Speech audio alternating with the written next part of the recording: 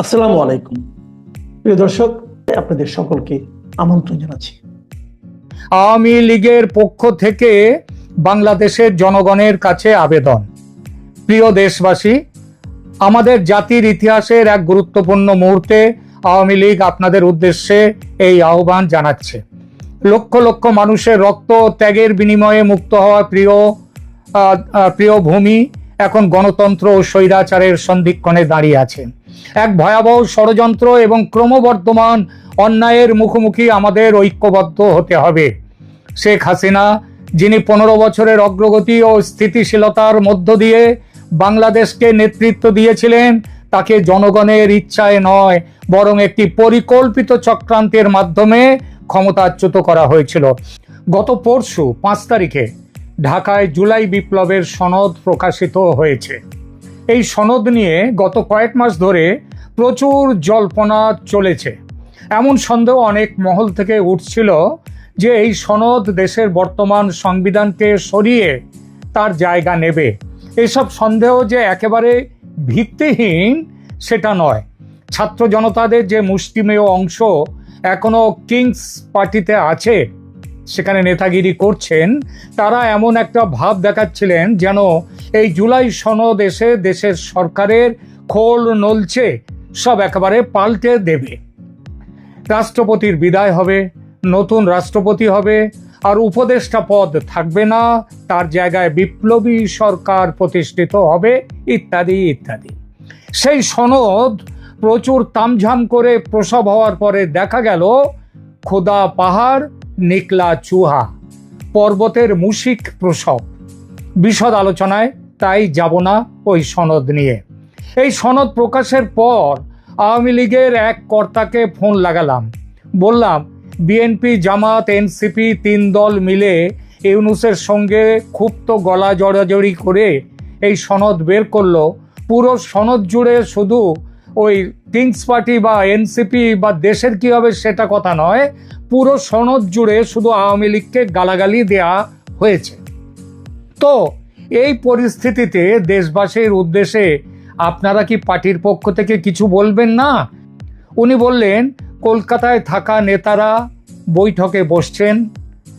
সেই বৈঠকটা গতকাল হয়েছে সেই বৈঠকটা, সেখানে সমস্ত বিষয় নিয়ে তিনি জানালেন সমস্ত বিষয় নিয়ে আলোচনা হবে। দিল্লি থেকে শেখ হাসিনার নির্দেশ এসেছে। তো এই বৈঠকটা হওয়ার কথা 6 তারিখ সন্ধেবেলায় বৈঠকটি হওয়ার কথা। বৈঠকের খবর আমি পাইনি, কারণ একটা ব্যাপার ঘটে গেছে ইতিমধ্যে। একদিকে এই কথা, আবার একদিকে 5 তারিখের সন্ধ্যায় ফোন পেলাম ভারতীয় জনতা পার্টির বিজেপির পশ্চিমবঙ্গ রাজ্য শাখার ডিপার্টমেন্ট অফ ফরেন অ্যাফেয়ার্সের বিভাগের ভারপ্রাপ্ত অনুজ প্রতিম শ্রী রজত ভরদ্বাজ মুখার্জির কাছ থেকে। ইনি শেখ হাসিনার সঙ্গে নিয়মিত যোগাযোগ রাখেন বলে জানি। গত সপ্তাহে তিনি কথা বলেছেন হাসিনাজির সঙ্গে। কি কথা হয়েছে সেটা আমাকে জানিয়েছেন। বলেছেন তিনি তৈরি হয়ে আছেন দেশে ফেরার জন্য, তবে ভারত সরকার বলছে আর একটুখানি অপেক্ষা করার জন্যে। খুব বেশি অপেক্ষা নয়, একটুখানি অপেক্ষা। আওয়ামী লীগের এক নেতার সঙ্গে কথা, তারপর বিজেপির বিদেশ বিভাগ দেখেন এমন নেতার আমাকে নিজে থেকে ফোন করা। আজ কলকাতায় নেতাদের বসা, মানে গতকাল বসে গেছেন তারা, তার খবরটা এখন আমি পাইনি। তো নেতাদের বসা, এই সব মিলে কিছু হলো কিনা জানি না, হঠাৎই একটা অদ্ভুত কাণ্ড ঘটল। আমার হোয়াটসঅ্যাপ অ্যাকাউন্টে এসে হাজির হলো একটি বড় সড়ো বার্তা। যে নম্বর থেকে এসেছে নম্বরটা অচেনা নম্বর, কার নম্বর জানি না, কিংবা এটা সম্ভবত কোনো কি বলবো না জানাবার জন্যই নম্বরটা রাখা।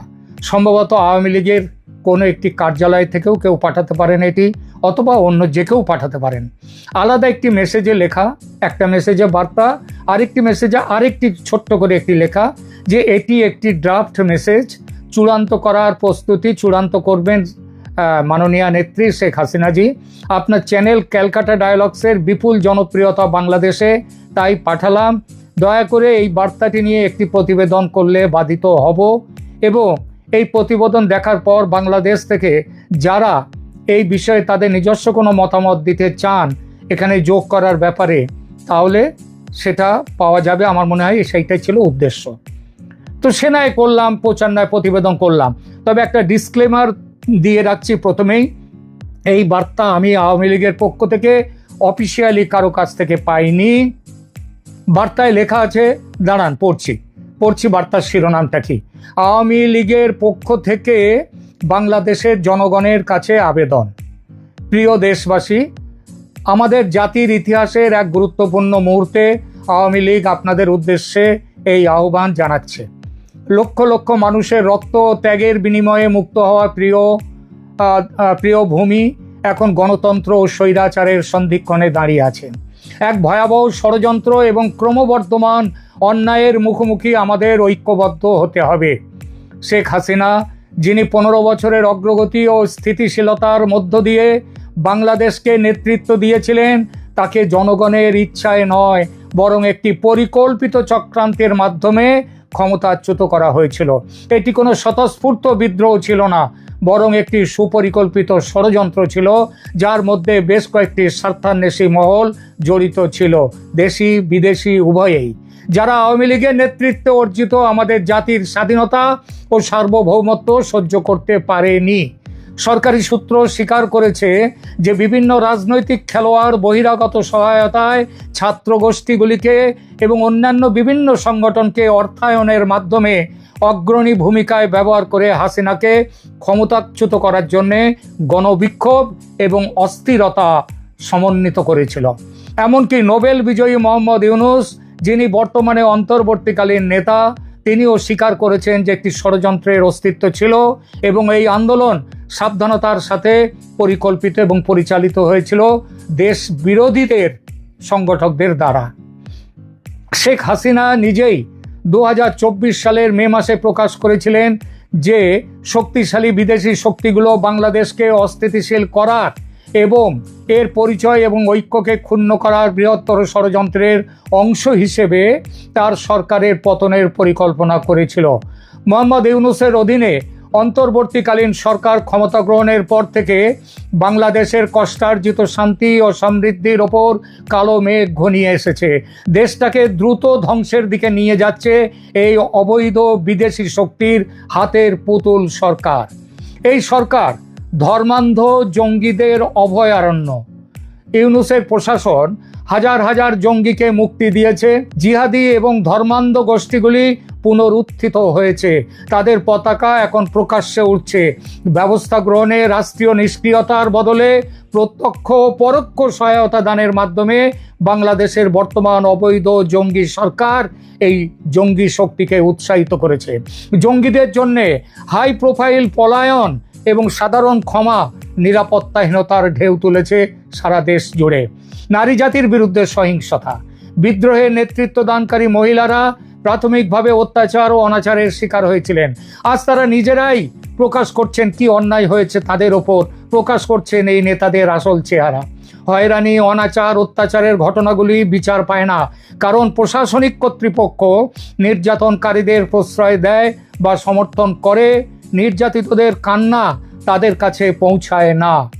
ধর্মীয় ও জাতিগত সংখ্যালঘুরা, হিন্দু, বৌদ্ধ, খ্রিস্টান, এমনকি সুফিরাও 1971 সালের পর থেকে বিপুল মাত্রায় সহিংসতার মুখোমুখি হয়েছে ও হচ্ছে। একের পর এক মাজার আক্রান্ত হয়েছে। সুফি বাউলদের মিলন মেলা বর্তমান সরকার এসে বন্ধ করে দিয়েছে। সংখ্যালঘুদের বিরুদ্ধে 2400টির বেশি আক্রমণের খবর পাওয়া গেছে। তাদের বাড়িঘর, মন্দির এবং ধর্মস্থান ধ্বংস করা হয়েছে। অথচ ব্যবস্থা নেওয়ার বদলে রাষ্ট্র এই আক্রমণগুলিকে সাধারণ ঘটনা ও রাজনৈতিক বলে উড়িয়ে দিয়েছে।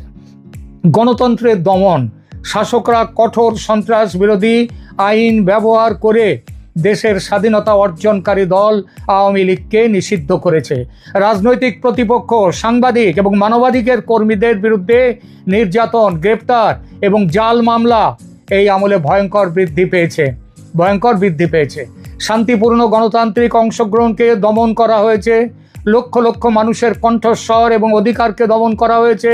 সরকারি কর্মীদের যখন খুশি চাকরি থেকে বরখাস্ত করা হচ্ছে, কোনো নিয়মতান্ত্রিকতা ছাড়াই আন্দোলনের অধিকার কেড়ে নেওয়া হয়েছে মানুষের। দেশের ইতিহাস এবং পরিচয় মুছে ফেলার ঘৃণ্য ষড়যন্ত্র। ইউনূস সরকার এবং তার মিত্ররা বাংলাদেশের মুক্তিযুদ্ধের ঐতিহ্য মুছে ফেলার জন্য একটি পদ্ধতিগত প্রচারণা চালাচ্ছে। এমনকি আমাদের সংবিধান থেকে জয় বাংলা অপসারণের জন্য আদালতে আবেদন করেছে এবং আবেদন করছে এবং আমাদের প্রতিষ্ঠাতা বঙ্গবন্ধু শেখ মুজিবুর রহমানের প্রতিকৃতি অবমাননা করছে। বঙ্গবন্ধুর ঐতিহাসিক বাসভবন 32 নম্বর ধানমন্ডি ধ্বংস করেছে। বঙ্গবন্ধুর সমাধি ধ্বংস করতে গিয়ে পারেনি, মানুষ রুখে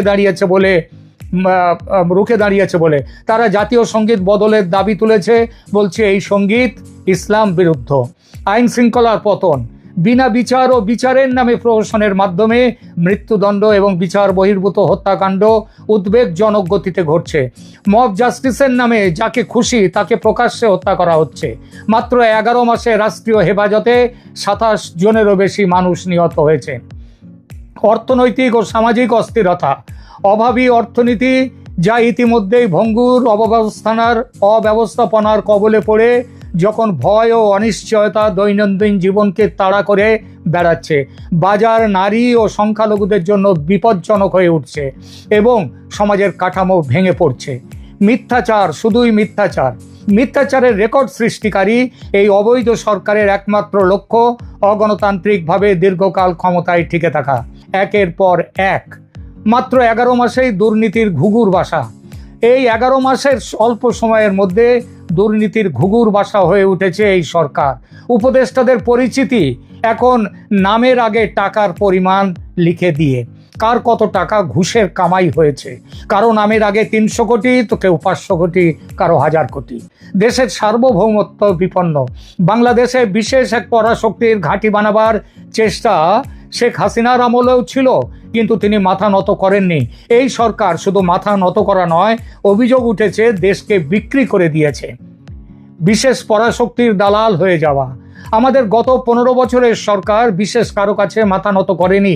সবার সঙ্গে আমাদের ভালো সম্পর্ক ছিল, সে বাংলাদেশ হোক, চীন হোক, আমেরিকা হোক। বাংলাদেশের উন্নয়নে সবাইকে যুক্ত করেছি। সেই সম্পর্ক আজ কেটে গিয়েছে অবৈধ সরকারের ব্যর্থতা ও বোকামিতে।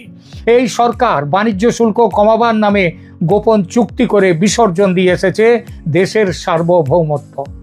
আমরা আওয়ামী লীগ আমাদের উপর আরোপিত অগণতান্ত্রিক নিষেধাজ্ঞাকে চরম ঘৃণার সাথে প্রত্যাখ্যান করি এবং ঘোষণা করি আমরা এই স্বৈরাচারী অবৈধ শাসন ব্যবস্থাকে অমান্য করব এবং গণতন্ত্র ন্যায় বিচারের জন্য আমাদের সংগ্রাম চালিয়ে যাব। আমরা বাংলাদেশের জনগণকে মুসলিম, হিন্দু, বৌদ্ধ, খ্রিস্টান, মাটির প্রতিটি পুত্র এবং কন্যা শান্তিপূর্ণভাবে কিন্তু দৃঢ়তার সাথে জেগে ওঠার জন্য আবেদন করছি। আপনার কণ্ঠস্বর প্রতিধ্বনিত হোক সারা দেশ জুড়ে। অবাধ, সুষ্ঠু এবং অন্তর্ভুক্তিমূলক নির্বাচনের মাধ্যমে অবিলম্বে গণতন্ত্র পুনরুদ্ধারের দাবি করুন। অবৈধ ইউনূস সরকারের আরোপিত ভয়, ঘৃণা এবং বিভাজনের রাজত্বকে প্রত্যাখ্যান করুন।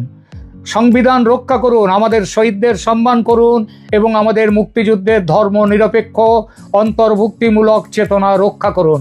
সংখ্যালঘু নারী, সুশীল সমাজ এবং রাজনৈতিক বিরোধী যারা নির্যাতিত তাদের সকলের পাশে দাঁড়ান। আওয়ামী লীগ বাংলাদেশের মূল্যবোধ ও স্বাধীনতার রক্ষক ছিল, আছে এবং থাকবে। একসাথে আমরা ন্যায় বিচার, গণতন্ত্র এবং অগ্রগতি পুনরুদ্ধার করব, এই প্রতিজ্ঞা করছি। জয় বাংলা, জয় বঙ্গবন্ধু,